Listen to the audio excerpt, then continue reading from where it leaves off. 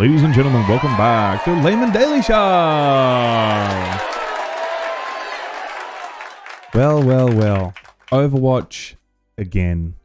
Got a bit of Overwatch news today. I want to talk about Overwatch, the state of Overwatch, the recent price changes to certain features that we thought that were core to the game, but apparently are not. Got some other news, reviews, and discussions. Got a trailer for us to watch today. I got the quiz game at the end, okay? So I'm excited for that. But I want to start off with Overwatch. So I'm just going to talk a bit about Overwatch today. Here's the deal, okay? I'm going to talk and you're just going to listen.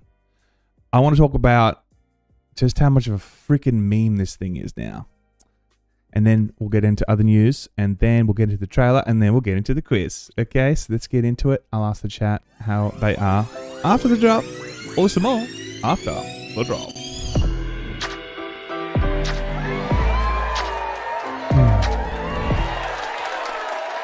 All right, Seven Circle. Hi, love the material, brother. I love you too, man. Second narrator music. Hello. Is that cannibalism? Good morning. Interesting name. I appreciate you being here. Please don't eat anyone here while you're eating. While you're watching. You know what I'm trying to say. But look, Overwatch. Where do you start? One of my favorite games. Play it pretty much every day, apart from Diablo 4 at the moment. That's kind of what I'm playing at the moment.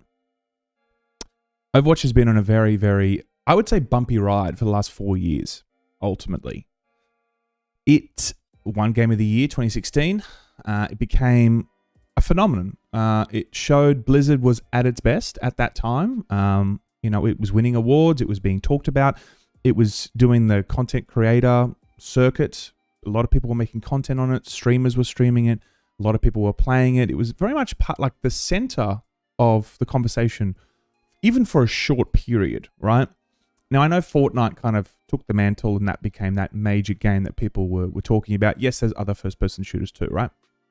That are quite big. But Overwatch felt like it had its day in 2016, kind of also into 2017, and then it just went on the decline, big time. And we've got some news today which further declines Overwatch's reputation, right? Yeah. Overwatch 2 charging $15 for access to upcoming story missions. Of course, there's been backlash, but it ultimately says Overwatch 2 players will have to pay $15 for permanent access to the PvE story missions in the upcoming 6th season Invasion. Blizzard wrote in a blog post published today, or yesterday, that the $15 price tag is attached to the Invasion bundle, which will launch alongside the upcoming season of the same name. Purchasing the Invasion bundle will also give you 1,000 Overwatch coins, which usually cost $10, and the Sojourn Legendary skin. The most expensive bundle, right, to come out of Overwatch 2 Invasion is the Ultimate Invasion bundle, which will run you $40 US. Jesus. Getting that bundle in addition to the regular Invasion bundle will let you have another 1,000 Overwatch coins, legendary skins for Cassidy and Kiriko, and the Null Sector Premium Pass for 20 tier skips.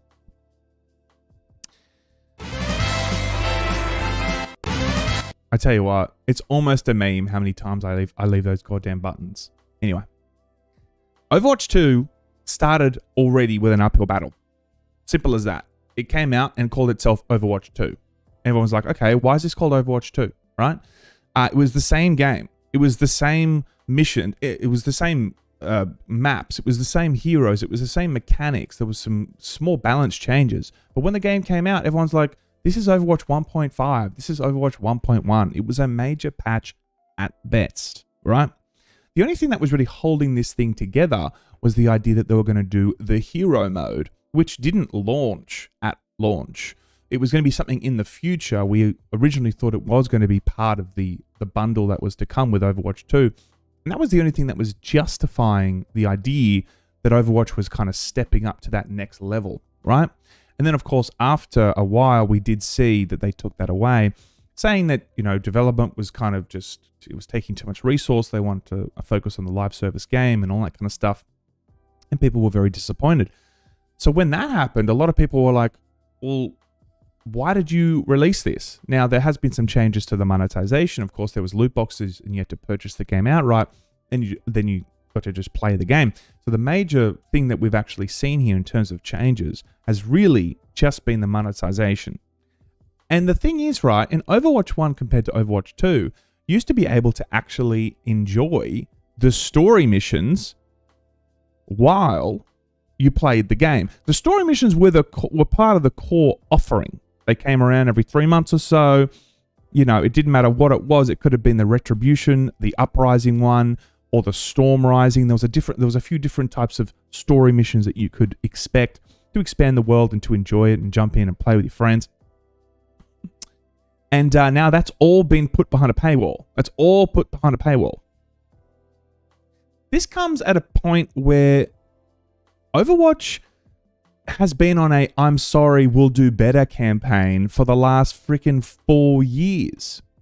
If we go back to Overwatch 1, they pretty much stopped, you know, releasing content for like 2 years before Overwatch 2. The last hero we got was Echo, if I'm not mistaken. And then they just kind of bunkered down and worked on Overwatch 2. And everyone was okay with that. Because everyone's, well, a lot of people were okay with that.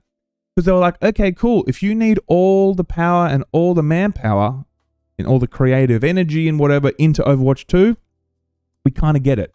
That's what you need to do. That's what you need to do. And then when they release the same game, and if anything, they took maps away for Overwatch 2. Hanamura, some amazing ones that we do love and we miss, they were gone. So, of course, when it came out, people were just like, okay, what is this? So they continued the we're sorry, we'll do better thing, right? And the last saving grace was, of course, this whole, we got the hero mission thing coming out. When that was pushed aside, people were like, okay, what the hell is this thing? And then when they start charging now, they're charging for core gameplay or core content that we used to see in Overwatch 1. It really says to me that Overwatch has completely lost its way in terms of its development hopes. The hopes of this in terms of what they want to do development-wise. I don't think they have any true ambitions on this anymore. Like, truly. Story missions are what we already had before. They are, in terms of the detail of the story missions, I'll go into that in a second. But the ambition of this game seems to be pretty much at a standstill now. Because what are we hoping for in the future? More story missions? We already had that. More heroes? We already had that. More maps? We already had that. In terms of the original Overwatch 1 offering and what we could expect from Overwatch 1, we're getting those same things. So in that regard, I just think that there's nothing truly exciting now about what to expect in Overwatch 2. Now let's actually talk about these 3 missions that you do get for this bundle. They're apparently 30 minutes each. The previous ones were usually about 15 minutes. So yes, you are getting longer stories. Story missions. You are getting longer story missions. But having longer story missions doesn't mean that you should automatically start paying for them when you look at the total situation as a whole. Overwatch is, again, in that sorry moment, in that sorry campaign. If anything, they should be really like, here's some content. We really messed up. We really didn't deliver on Overwatch 2. How about we just give you some stuff for a while to build up that brand, to build up that kind of excitement around this game? Because in reality, the game needs people to constantly be excited, constantly be playing it, and constantly being on the side of the game. Not necessarily always, but I think that goes a long way, especially with content creators and people that want to support the game, the general community, you know, in terms of what to be excited for. You know, being on the side of the devs, I think, can play not the biggest role. The biggest role is if the gameplay is good, if it's fun, if it's things that people are playing. But partly it is wanting and liking the game and where it's at and where it's going and who's running the ship, you know? That is a huge part of this, I think. So yes, they're sizable. They're a sizable mission that you can enjoy. But I feel like they've just let too many promises go. They've let us down too many times for this to happen. Now, I did read on Twitter, if there's... so this is the conversation on top of that. If there's not enough people playing these hero missions because people are boycotting it or whatever, I think they're just going to put bots. So if you buy this, right, and then they just put you into a game and then there's no one playing, they're just going to, like, put in your team a bunch of bots. I mean, what kind of state is that? If that is correct, if that is going to be the situation, look at the state of this then. It's like, what, they're worried that so little people are going to back this product? I mean, I would be absolutely terrified as a developer thinking, is this just going to be a giant meme where there's like, you know, the Travolta meme where he's looking left and right and no one's in the lobby? You know? The problem with, you know, a $15 price tag for something that is so dependent on enjoying it as a team with other humans is, hey, if no one shows up, man, that is not good. That is not good in terms of being able to feel like me as a consumer, I've got my money's worth. I don't want to look over and in the waiting room before the doors open or whatever, my ally is not moving. Because that's when you know they're a fucking bot. Because everyone's in there smashing shit and running around and like whatever and like doing emotes and whatever, right? Like the energy is a human energy. A bot energy just like stands there. And you're like, okay, cool. I've got no one playing with me right now. This is great. I'm glad I spent the $15. But I've said this before in a previous chat I did with Overwatch. I mean, what's the future of Overwatch? Now, this just further confirms for me that this is going to be the same trajectory that we saw, you know, with Overwatch 1.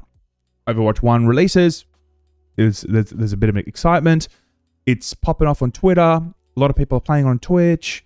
And then slowly but surely, that excitement starts to die. And then that excitement that died turns into a bit more frustration and anger for some of these players, because the content before was just like it was becoming non-existent, or it was feeling quite bare bones. Really, by the end of it, they just used the same events like May's snow fight, or like Winston's Yeti. Like, they just used the same shit over and over again, right? It's felt like there was no new content whatsoever, and that really frustrated people. Now we're seeing new content, but I think the major issue here is just the monetization of this entire thing. Overwatch is some of the most disgusting monetization I've seen in a long time. Diablo 4 takes the cake with $37 for a skin. But man, I'm paying a hell of a lot for these legendary skins also, and all this currency. I believe it was, if I remember correctly, I think it was $30 Aussie. $30 Aussie for you know, a legendary skin. Now again, developers need to make money. I'm not saying that they shouldn't make money. It's a free-to-play game now. It's a free-to-play experience, and with that, the developers need to be making their cash. But there's a way to do it, and there's a way to kind of present it to the audience to say, hey guys, we respect you. We appreciate that you guys are supporting us. We need to make money, so we just need to find that balance. Where's that balance, you know? And I think that taking core content out of the original offering, which Overwatch 1 had, which was the story mode, and then replacing it with a $15 price tag or a $40 price tag for all the bells and whistles. I mean, it just rubs people the wrong way, you know? So back to my point, what I think the future of Overwatch is, I think we're just going to go down the same road. People are going to get frustrated. People are going to feel like it's too expensive, or they're just going to like get over it. The content doesn't really matter if it's coming out. If it's behind a paywall, or it feels like it's just like way too expensive, then you're ultimately, for the average gamer that isn't a whale, they're just going to feel like, fuck, I'm not going to spend $30 per skin, and there's like 3 or 4 cool ones per season. What, you want me to spend hundreds of dollars per season? Or a couple $100 per season to get kind of what I want? I mean, that's a lot of money, man. You know? Now, the whales are always going to buy heaps of shit and whatever, and I totally hear that, you know? But, you know, monetizing this game correctly is so important on a number of fronts. Number one, again, they're on the, hey, we're sorry. And secondly, if they want this to continue to be successful and allow people to feel like they can experience all this new content, it needs to be priced correctly. So I actually don't think that there's going to be an Overwatch 3, let me just tell you. I think that, and I mean, I'm saying all this because I genuinely freaking love this game. I play this game like every day. 2,000 hours on this goddamn game. You know? It's just annoying to see Overwatch being one moment game of the year, and then the next, it's just a freaking meme.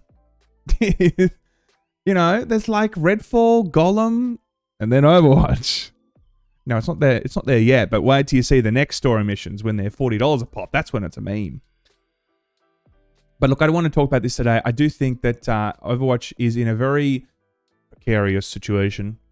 I don't think people are happy across the board. And if they don't learn from this, are we going to see the same prices for these things next time? I just think if the sales aren't great and they kind of recalibrate those prices, then they'll sell more, they'll make people happier, or better yet, just put it back into the core experience and then focus on other ways to monetize, you know?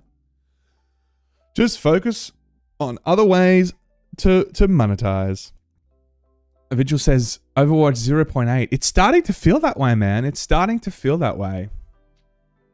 Cannibalism says, and most skins are the same in Overwatch apart from the different colors, which I thought was pretty bad. I have seen that too, of course. That was like OG Overwatch, though, where a lot of those skins would just be different colors, and then like the legendary ones would be like their own thing, you know? Cooper says, Laymen, did you ever play the first Remnant from the Ashes? Yes, I did. I actually really loved that first one. The second one comes out on the 25th of July. Are you going to play it and cover it? Look, I may play that. I don't know if I'll cover it.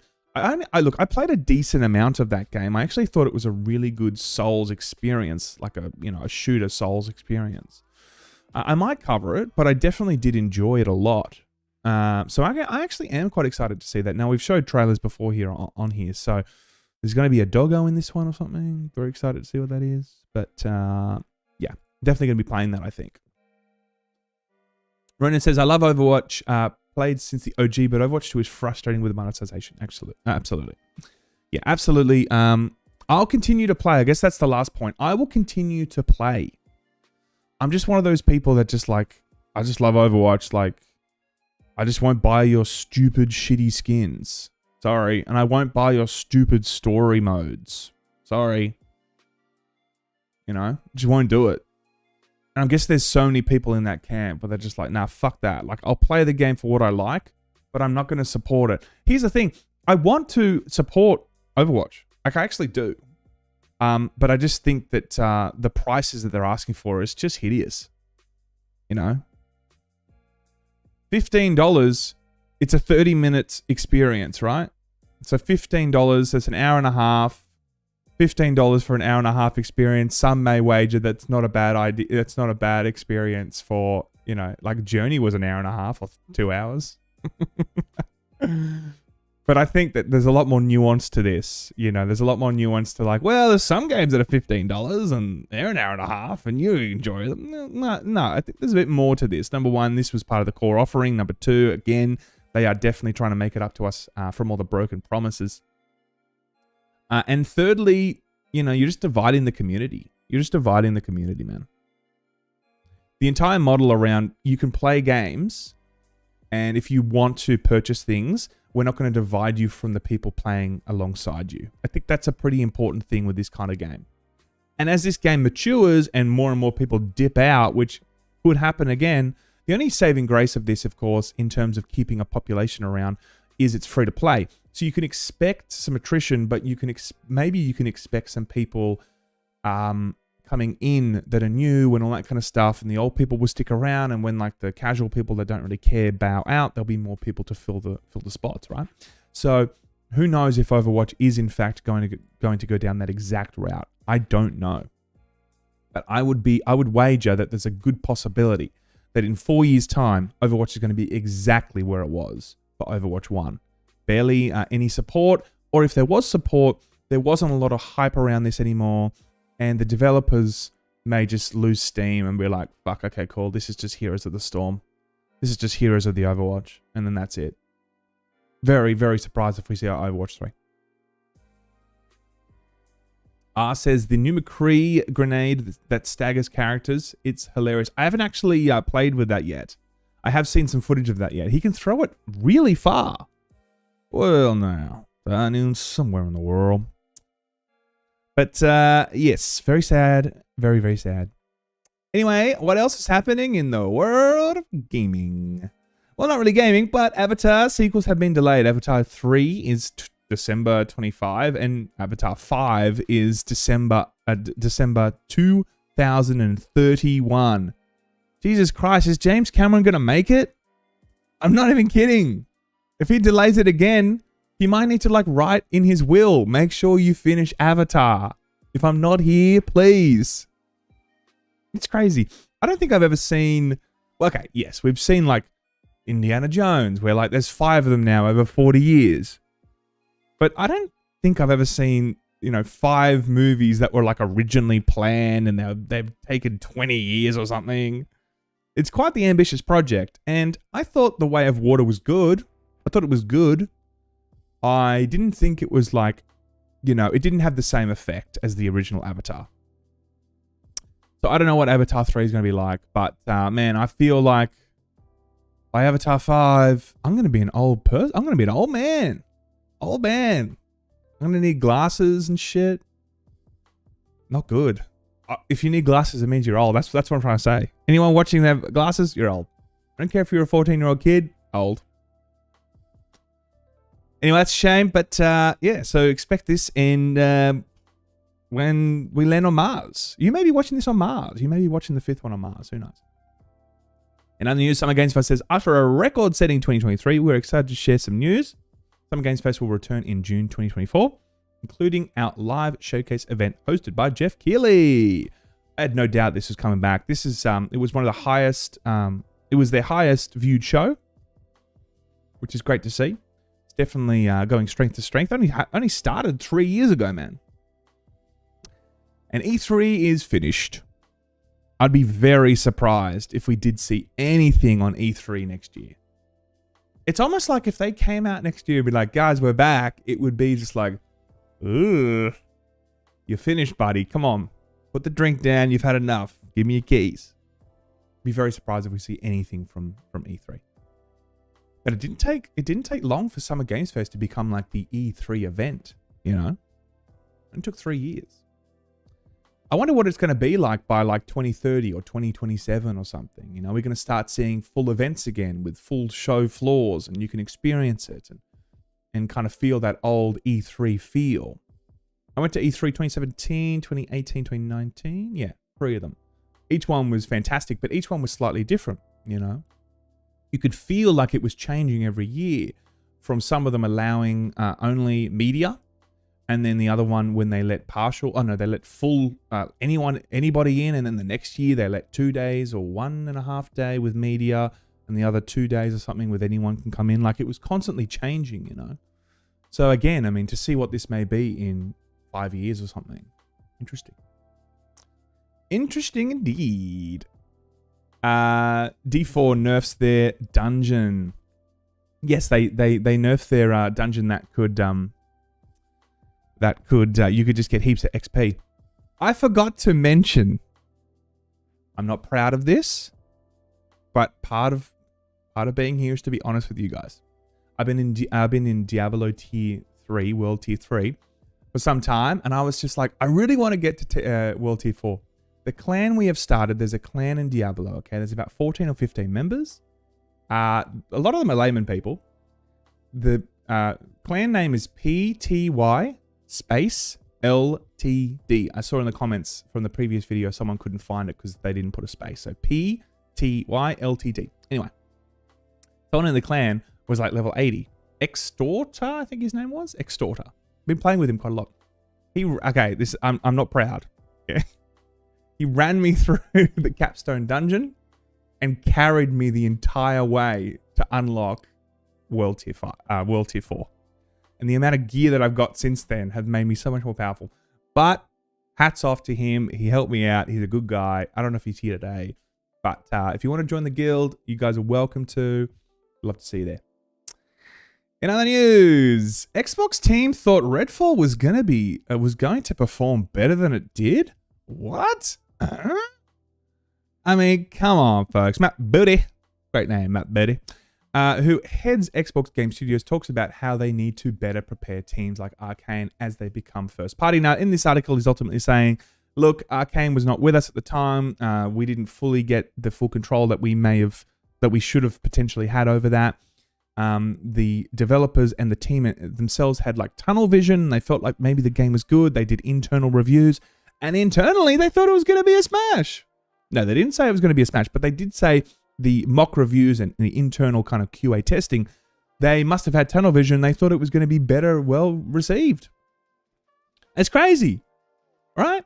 I mean, this is the thing, right? When you have a game like this and you think it's going to be fantastic, and then it's the biggest meme of 2023 apart from Golem, it must be a kick in the nuts. It must be, right? For the developers. But we can't just focus on the developers and being like, oh, poor developers. Like, we, as the community, we need to call this shit out. Absolutely. We need to call this shit out, you know? And Golem, God, that got called out too. And that was a quick succession. What was that? 2-3 weeks apart, that game came out. And by God, it wasn't precious. Let me tell you. Cast it into the fire. Back into Mount Doom. Oh, on the back of that, guys, claps in the chat. Redfall, first major patch has arrived. Great title. Redfall gets its first major patch. But is anyone around to care? Ooh, is there anyone alive out there? Jesus. Real sad. This is the thing, right? If you release a game and it's like such a giant meme, it's very hard to come back. Very, very, very hard. Same thing with Overwatch. As Overwatch has dipped further and further down into just the, you know, into hell, that's what I'm trying to say. Very hard for them to try and get out of that. But they can do it. Other games have done that in the past, you know. Remember Final Fantasy 14 needed that giant overhaul where Bahamut or something, or the moon destroyed it and it all started fresh again, and booyah, you know, it became a huge success, you know. Other games can do that. It's just a question of, is Overwatch prepared to make drastic changes to make people feel like it's monetized correctly?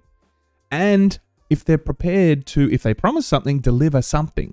Overwatch needs to deliver something. As I've said previously in the previous episode I talked about Overwatch, it's one thing to aim high and kind of land low. It's another thing to aim high and then not land at all. There was nothing. Not a single bit of content in terms of the hero mode. Now, this is kind of cool. Okay, McDonald's just drops a brand new Game Boy Color game that actually works. Grimace's birthday. I mean, this is kind of cool. Let's have a look at this. I want to play this. Where do you even get this? McDonald's bins, nice. Oh wait, there we go.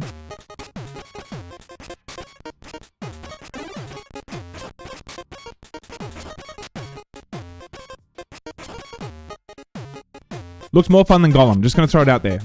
Looks funner than Golem. Okay. Oh, he died just like Golem the game did.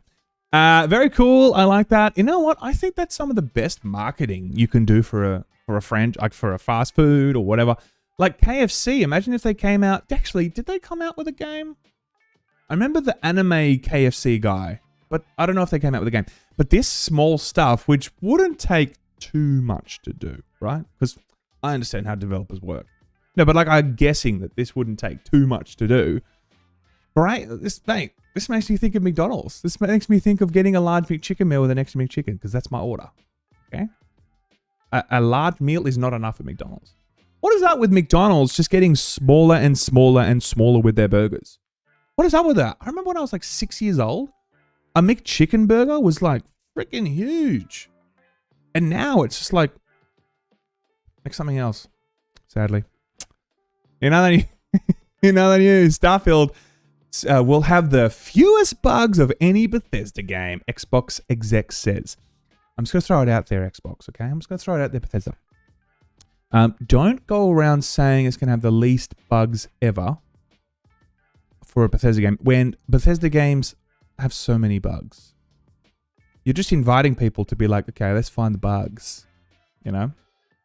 Hey, you know what? It's bold, all right? It's courageous. But if they are right, that's a refreshing change. It's a refreshing change. but it's definitely inviting people to put the bugs now at a higher standard, you know? Before, when a game from Bethesda would come out, the brilliance of it or just like the sheer charm of it and sprinkled in with a bit of Todd Howard, people were like, these bloody bugs, whatever, you know? Now, if this game is so brilliant and there's no bugs, holy shit. Now we're talking. But we kind of want the bugs though, right? Bugs are kind of fun. Bugs are like, you know, what keeps us around, right? In other news, turns out the Vision Pro is a bland enough name that has been trademarked plenty of times before Apple got to it, including by Huawei in China. China. That's interesting. I'm surprised that they didn't actually look to see who owned the trademark before they would release this thing. I mean, that's crazy. That honestly does not make sense to me. That Apple, one of the biggest companies, if not the biggest company, it's not the biggest, right? Who's the biggest? Is it Google? Google, Amazon, Apple? Something like that. Anyway, one of the biggest. Wouldn't actually check. You know, they were like, oh, by the way, we should see if this is trademarked. The iVision? Maybe the iVision Pro. Maybe they should have done that. Just throwing it out there. See, they couldn't have called it the iWatch. Bit creepy. See? They called it the Apple Watch. Why not the iWatch? Yeah, I just iWatch. Yeah. They didn't do that. Why? I think we know why. In other news, now this is a very weird trailer that I saw, and I think we should watch it together. It was released 2 days ago. Squirrel with a gun. Let's do it.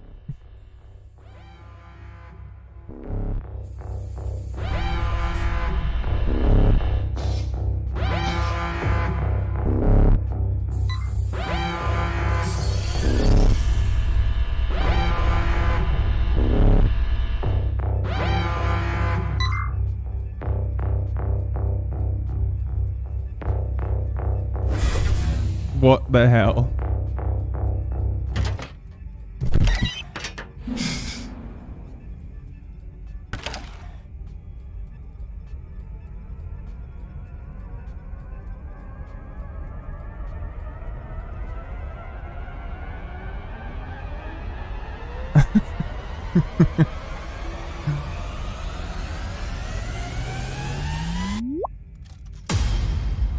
What in the world were they thinking? It's a great concept though. Like, but why?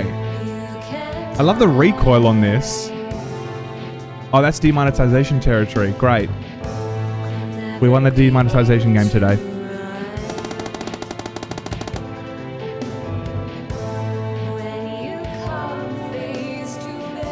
Alright, that's some recoil. That's great.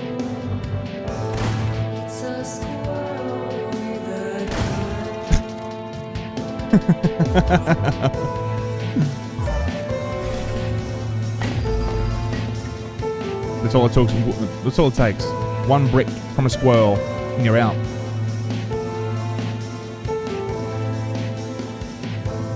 Now he's got the secret codes.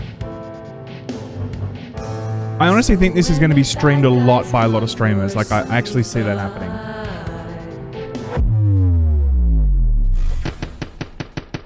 Slowdown mode? Okay. Oh man, that's pretty cool.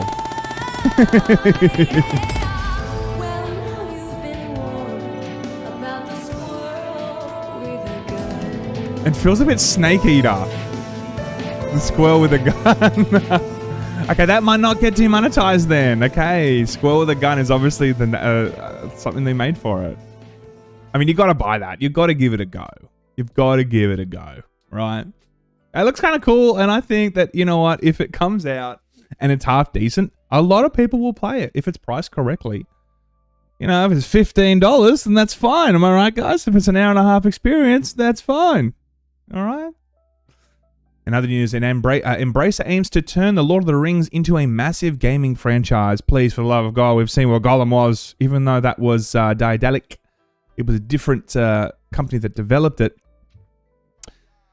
That should be a warning. Okay, that should be a big warning. All right, so we saw what Gollum was like. Okay, it was the biggest meme of 2023 apart from Redfall. They want to make more and more IP connected to Lord of the Rings, right? In terms of genres, and they're going to be doing an MMO and all that kind of stuff, right? We saw some cool Lord of the Rings games. Remember on PS2 where you just like go around killing heaps of orcs and shit? Like that was good. That was good times. Then of course they came out with the MMORPG that tried to compete with World of Warcraft back in the day. That didn't work. But this is good. This is good IP for this. Like there's multiple genres. You could do a really good Dark Souls, esque game with Lord of the Rings, but you got to get it right, right? We've seen the RTS also. We've seen them. That was kind of fun, actually. I remember playing that. I can't remember, what was that called? Not Shadows of Middle-earth, was it? Something like that. I remember playing that. That was a really fun game. So we have seen good ones, but are they going to be able to make good games going forward with the Lord of the Rings license? Who knows? I hope they do, because again, I love Lord of the Rings. Love to see some good stuff from there. So it's a question of, can they do it? Can they do it? Return to Moira does look good. What is Return to Moira? Return to Moira? Don't know what that is. In other news, Forza Motorsport will require an internet connection for any progress. I mean, come on, you having a laugh here? That's ridiculous. That is ridiculous. You know, anything that needs a constant internet connection, especially when you can play this single player, it does not make sense, man. Come on, what are you doing? Battle for Middle-earth. Is that what it was called, TT? Battle for Middle-earth. Man, that was a great RTS. That was a lot of fun, man. Remember, like, it wasn't single enemies, single units you'd have. Like, you'd have, like a legion of men or something, like a group of men every time that you bought, you know, archers or whatever. You could put them into formations and you can get Sauron. It was so cool, man. It was great. A return to... Oh, Moria, sorry. I'm reading it as an Overwatch player, like Moira. Sorry, Moria, of course. Yes, with Gimli. Yes. I thought that looked kind of mid, man. I thought that looked kind of mid, to be honest. Moira is a cutie. Yeah, I was thinking of Moira. Sorry. Returns to the Mines of Moria. I thought that didn't look that great, to be honest. I mean, I'll see what it looks like. I'll see what happens with it, but I don't know. It didn't, like, tickle me fancy, personally. Man, look at the hell. What the hell is this? Look at this. No, it's going to get demonetized. Look at this shit. Like, they're trying to hold down a storm with a few... Look at this. This guy's just yeeted. Oh my god. Look. Boom. He's gone. Oh my god. This is like reversal Fortnite. He's getting brought back to the bus. Jesus. I hope they were okay. But in future, folks, let's not try and hold on to a tent when there's a huge storm. It's not going to do anything. It's not going to do anything. Mother Nature, she's strong. Okay. Now, news, a lot of people are buying $70 today for Starfield in September. It's apparently now the second highest best-selling Steam beneath Counter-Strike Global Offensive. This is what happens when you release a 38-minute, very detailed, very confident showing of a game. That whole, like, don't pre-order. Never pre-order. I'm not going to pre-order. But some people obviously feel confident enough, and regardless of what the reviews look like, they've seen enough. They've seen enough. They want to play it. They want to purchase it. So to see it coming up as number 2 bestseller on Steam, that is kind of interesting, you know. And I think that the amount of detail that they showed in that showcase is, I think it's really paying off here. Also, the transparency of being 30 FPS may have led more people to purchase it on Steam, on PC, than they would have originally expected because they don't want to play it at 30 FPS. That's interesting, but it's looking really good in terms of what we've seen. It looks very promising. Are they going to deliver? Well, apparently, just as I said before, there's going to be very little bugs in this. The least amount of bugs in a Bethesda game. Okay, that may mean that there's still a hell of a lot of bugs, but just less. That could be a thing. You never know. You never know. This piece of shit boss has apparently caused 2% of all players' deaths. He has killed me every time I see him, pretty much. Apart from once, he kills me, man. And if he kills you, he goes away. It's really annoying. The Butcher. The Butcher is one hell of a boss in this. Now, I don't know if it's just my account, but one of the key mechanics for this boss that I've seen is he doesn't... I'm a necromancer, right? So he will not touch any of my summons. He won't care about my skeletons. He won't care about my golem. He'll come for me constantly. Just run at me all the time and to just kill me over and over and over again. It's really annoying. Let me tell you. But imagine being on hardcore and dying to the Butcher. Man, that would suck. I have seen some people that have put like 170 hours into characters and then like they've disconnected or something and they've lost their character forever. I mean, that's just absolutely horrendous. Vigil says, Todd is lying. Well, we hope not. We hope he's not. Okay? Cooper says, please don't pre-order, peeps. I agree. Don't pre-order if you don't need to. Especially for digital. Like, for digital, it's like it's not going anywhere. Unless it's Super Mario All-Stars, the 3 games that were digital and then Nintendo took them away for some reason, then they're not going anywhere. You don't need to go.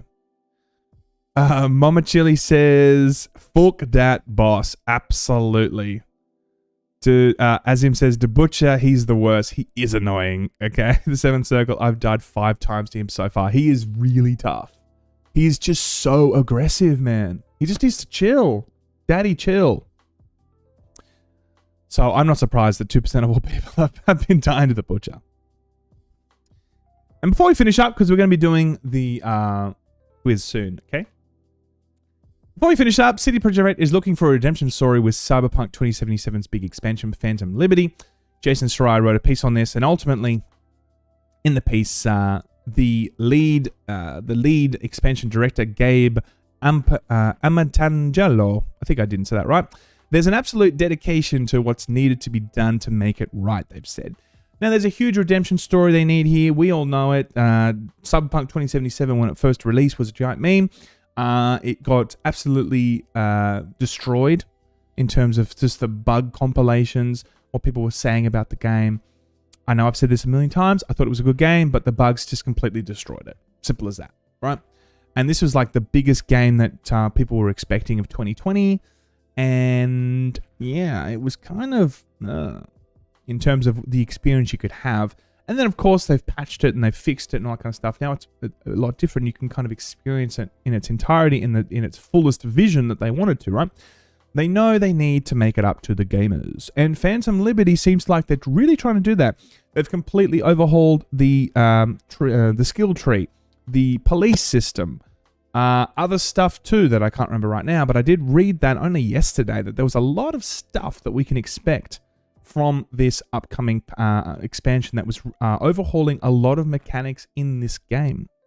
They're obviously doing that, I think, to really try and A, make it up to the consumer, B, reaffirm themselves as making really good content and also really good DLC. If you guys remember with the Witcher series, people were really happy also with the amount of content that they got from the DLC from that. So they're obviously on a warpath to be friends with the gamers again. Will they be? We'll have to see. And before we finish up, this is amazing. Is this the AI game? No. This is a incredible cosplay. I respect cosplayers, man. I would never have the determination or the money that you need to put into this stuff. Like, like I've seen like, a Reinhardt, full-size Reinhardt at PAX before. Like, how much money did it cost to like build it and manufacture it and get the parts in and the time? Man, cosplayers, man, I take my hat off to you because you put a lot of effort into this stuff. And before we finish, ladies and gentlemen, okay, so if anyone hasn't played this before, okay, and before we finish, again, if you want to join the Diablo clan, it is PTY space LTD. Would love to see you there. If you haven't played the quiz game before, 10 questions, okay? I love doing this with you guys. 10 questions. You have 5 or 10 seconds to figure out what the music is. Let me know what your score is at the end. Let's do it, okay? All right. First one. Oh, no. This is what we did last time. Don't worry about this one. Ugh. Okay, it starts now. I'm going to write down my score. Okay, here we go.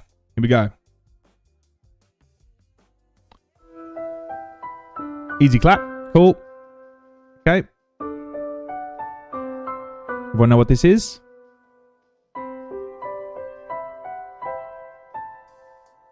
Return to Zanarkand, Final Fantasy X. Oh yeah. Great game, man. Great game. All right, here we go.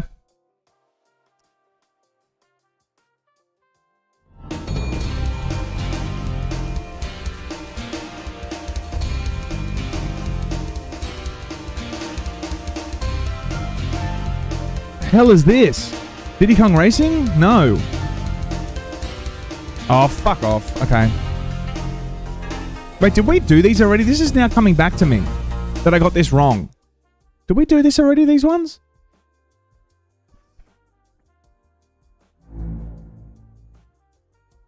No, we haven't done these.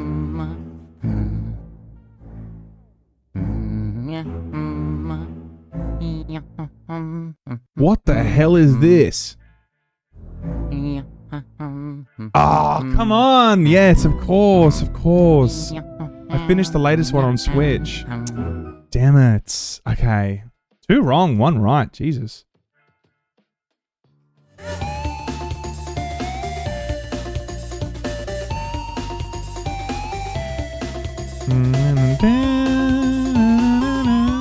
I know this. I know this. This feels like something I've heard on Smash. God damn it. Okay, 3 wrong, 1 right. I usually get 7 out of 10, 6 out of 10. It's not looking good today, folks. Not looking good. Oh, God. Okay. Easy. Okay.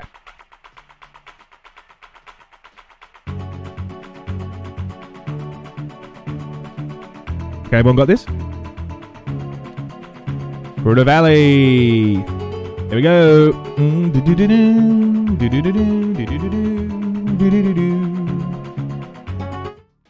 Right.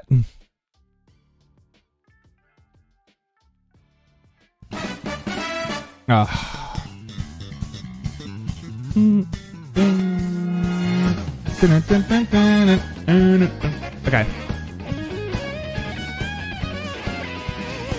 Mario Kart.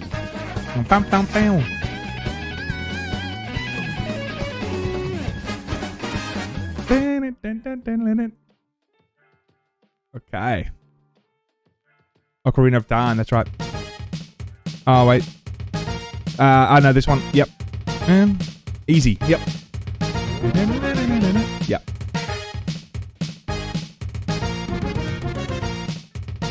F-Zero. Yeah. Okay. We're back. 3 wrong, 4 right. All right.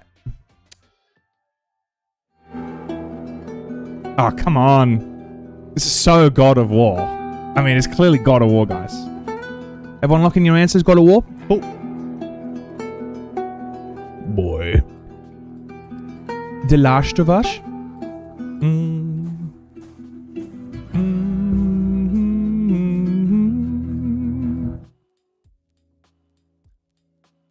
Mute City, that's right. Even the name.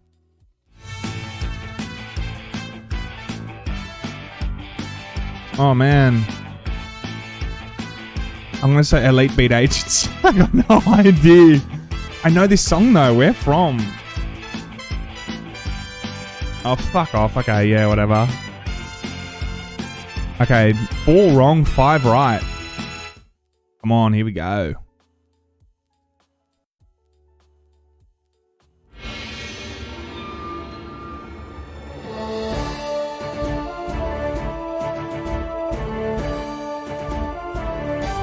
Oh, man.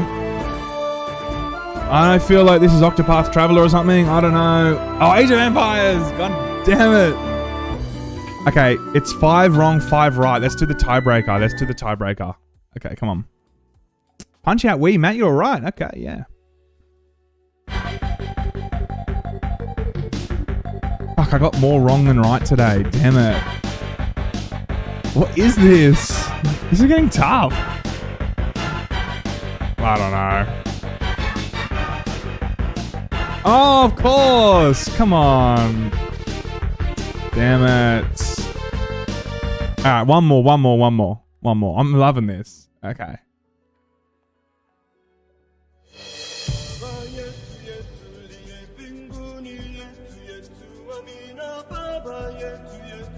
I got no idea. I should have just stopped at the 50-50.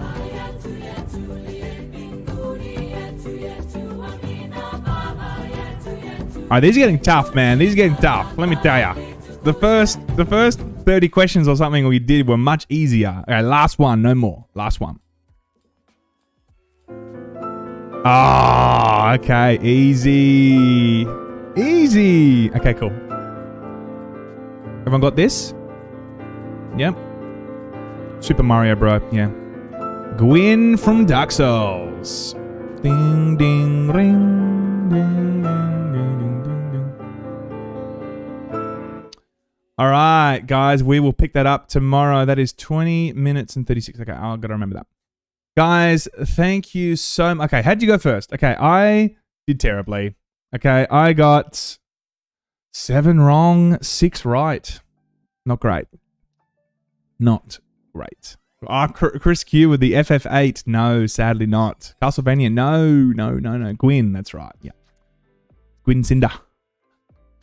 I love that game. All right, guys. I really appreciate you guys being here. Thank you all so much. Love you. Appreciate you. I will see you guys probably tomorrow if there's something. If not, it might be on Monday then. Have a wonderful evening, morning, wherever you are, and I'll see you guys next time. Laymen out.